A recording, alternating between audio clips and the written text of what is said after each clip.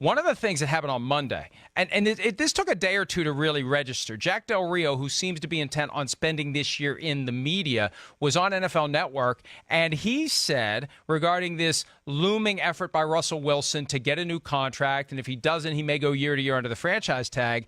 Del Rio said this when he was asked about the possibility of Russell Wilson getting a new contract in Seattle. Don't be surprised if, before it's all said and done, when we line up for the season next year, if Russell Wilson isn't quarterbacking somewhere else and the Seahawks haven't gone and gotten a quarterback they think for the future. You know, it's funny how he said Seahawks. I wonder how many years he went calling them the Seahawks. I wonder if that's what they call, if coaches of other teams call them the Seahawks. But regardless, the idea that Russell Wilson could be traded now with a $17 million salary this year, I don't know what the Seahawks would do at quarterback. Your reaction when you heard Jack Del Rio throw that out there for consumption that maybe this guy gets traded? Well, my first reaction was I cannot believe Jack Del Rio is inserting himself into this story and getting into the news cycle. Then once I kind of woke up and realized it wasn't a fever dream, I started to realize that I kind of agree with him. And I think a couple weeks ago I was on this very show and I said everything's going to work out fine because Russell Wilson won't hold out. But the more I think about it and the more time that goes by, it's crazy to say, but the Seahawks might be the first team that does this thing we've been talking about, that we've been alluding to with Jared Goff or Mitch Trubisky or these quarterbacks that are going to come up and one team's going to pass on giving them the big Matt Ryan or Matthew Stafford deal. Could you imagine if it was the Seahawks that was that first team? And I don't think it's that crazy because they haven't publicly said, hey, Russell Wilson is our guy, we'll get it done. I remember Matt Ryan when he was, when his contract, it was like a foregone conclusion. Everyone just knew that Matt Ryan was going to get his contract. Same with Aaron Rodgers. They basically laughed it off like, oh yeah, we'll get that done. The Seahawks haven't given that sign whatsoever. So now I'm starting to think this is a real possibility that Russell Wilson will not be on the Seahawks in a year or two. Well, no, but Pete Carroll was with us at the scouting combine, and he said, yeah, we want to get this deal done. We want him to be here. We want to honor the past and honor the future, and we want him to be our guy. And they've completely reconfigured the roster around Russell Wilson. And here's the other thing, too. They have already paid him close to market value the last time he did his contract. Aaron Rodgers was the top of the stack at $22 million a year when Wilson did his last deal, and his average was $21.9 million per year in new money. So they've already crossed that bridge of paying Russell Wilson big money, and that was at a time when they still had some rough and tumble guys on the team who didn't like Russell Wilson. Most of those guys are now gone. Wilson is the center of the Seahawks universe. I can't imagine that they haven't already, when they made all the changes last year to that team, that they haven't already crossed that bridge, that we're going to have to pay this guy big money sooner rather than later. So I can... Look, I think when Del Rio says don't be surprised if there's a trade, he's hearing something from somebody that it's at least a possibility. I just can't imagine it happening now. Maybe next year, if Russell Wilson is just off the charts with what he wants and he's asking for so much, it's a pretext for wanting out of Seattle, but he's not trying to make it look like it's not his idea. But I just think that the Seahawks have already decided we're going to do what we have to do to keep this guy around. And unless he's making ridiculously unreasonable demands, they're going to find a way to keep him around. But the quarterback bubble is going to burst at some point. Wouldn't you agree? Like at some point, some team is going to be in this exact position, maybe not the caliber that Russell Wilson is because he is a top 5 quarterback in the NFL, but some team will be in a position where they have a quarterback who feels like a franchise quarterback, who's gone to the playoffs, probably not won a Super Bowl, but won some big games, and they're going to say, you know what? We're going to pass. We're going to pass. We're going to go back to the draft. We're going to get a guy on his rookie deal. We're going to mold another guy and build around him. The Seahawks could be that first team. You don't think so? Well, I look at what Aaron Rodgers is currently making at $33.5 million per year. The salary cap's at $188.2. That's 17.8% of the total salary cap. That's not a ridiculous percentage because that's the thing we lose sight of. The cap keeps going up every year by $10 million, $10 million, $10 million. It's going to be over $200 million. We got new TV deals coming, new CBA coming. Gambling money is going to drive up the salary cap. These numbers shouldn't be as stunning. If he wants $34-35 million a year, they can find a way to make that work. But I agree with you. At some point, somebody's going to say, we're just not going to do it. But I think it's more likely to happen when a team hasn't already given a guy a close to market value contract. When you're at the end of that rookie deal and you have to ask yourself, do we give this guy something close to market value, or do we let him walk away? Washington's already done it with Kirk Cousins after 2 franchise tags. They were at the point where it was going to be $30 million plus for 1 year to keep him. They said, no, we're not going to do it. We're not going to sign him to a long-term contract. We're not doing it. The only difference is Kirk Cousins isn't a franchise quarterback, as evidenced by his play last year. But one of these guys who really is a franchise quarterback, at some point they're going to make the strategic decision. We'll just go to round 1 of the draft. We'll get one of these young guys. We'll run his college system, and we'll prop him up and turn him into the next guy that we have to eventually decide whether or not we're going to pay. I want to go back to a point you made. Aaron Rodgers taking about 17% of the Green Bay cap. While it might not seem like a lot, it is a lot when you talk about depth. And what happens in Green Bay every year, it feels like every single year they go through injuries and they're on their second, third string offensive linemen.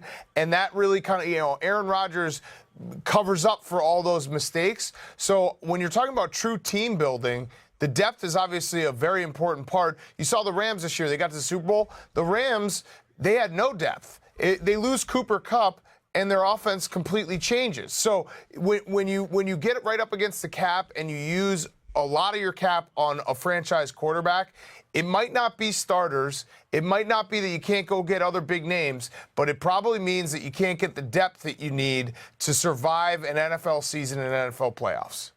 Yeah, I mean, you either have a franchise quarterback or you don't, and I think teams need to be more careful how they define franchise quarterback. Just because you have a guy who passes the smell test and is around for 3 or 4 years and you don't know who else your quarterback would be, that doesn't mean he's the guy that you should keep. And we're going to talk about the Raiders situation coming up in a few minutes. They're kind of in the middle of that right now with Derek Carr, where he's got kind of a franchise quarterback caliber contract, although it's been leapfrogged by 7 or 8 other guys.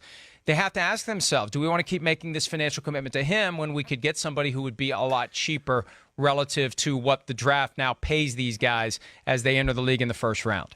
And it will be interesting because what we're talking about here is different than that discussion, because Russell Wilson is a franchise quarterback. So that's the interesting part of this story, is he is not a Kirk Cousins, a Derek Carr, a Matthew Stafford, where you're basically saying we got to talk ourselves into him being a franchise quarterback. We can't let him walk because the fan base is going to get upset about it, but we really don't feel comfortable paying him all this money. You know what? Let's just pay him so no one says, hey, you let a guy walk out the door. Russell Wilson's not that guy. Russell Wilson is a top 5 quarterback. He is fantastic. He has never been seriously injured. He's got a Super Bowl ring. So that's where this is a big story. Because if it's someone a little bit less of a caliber quarterback than Russell Wilson, I think you say, okay, guess what? Like you said, Kirk Cousins walked away. The Redskins let him walk. He's not a franchise quarterback. They didn't talk themselves into it. Russell Wilson is a totally different situation. And if the Seahawks let him go, I think it changes the whole entire market, because everyone says, hey, there's a path to winning here where you just don't ever have to pay your quarterback that much money. Do you think it was smart for the Raiders to trade Khalil Mack to the Bears? No. That's the defensive version of the argument you just made. The Raiders consciously chose not to pay Khalil Mack the money that he would command as one of the best defensive players in all of football. And the Bears are paying him $23.5 million, plus they gave up all that draft capital to get him. See, that's the other side of the coin. There's going to be somebody out there. I passed the test, right? I stayed consistent right there. You did stay consistent, yes. But the point is, if it's a true short-list franchise quarterback, you're going to find somebody out there like the Bears who'll say, wait a minute, Russell Wilson's available? Yeah, we'll give you 2 first-round picks, and we'll pay him market value. I mean, think of how much more the Bears would have paid Khalil Mack if they didn't have to give up draft picks to get him. They'd have paid him $30 million a year. Look, so I agree with you. Someone will pay Russell Wilson. Someone will pay Russell Wilson. But I'm saying what will happen is if the Seahawks let Russell Wilson walk out that door and they still have success, that is now basically saying to the NFL, here's a blueprint to continually being in the hunt without having to pay a guy a crazy amount of money. There will always be a marketplace for top 5 quarterbacks and teams that say, you know what, even if we're not trying to win a Super Bowl, we're just trying to fill seats. We're just trying to get the fan base to say, hey, we have our guy. There will always be a market for that. But if the Seahawks are able to maneuver, letting Russell Wilson leave and having a blueprint to staying, competitive and in the hunt of the playoffs, that's where I think everything shifts.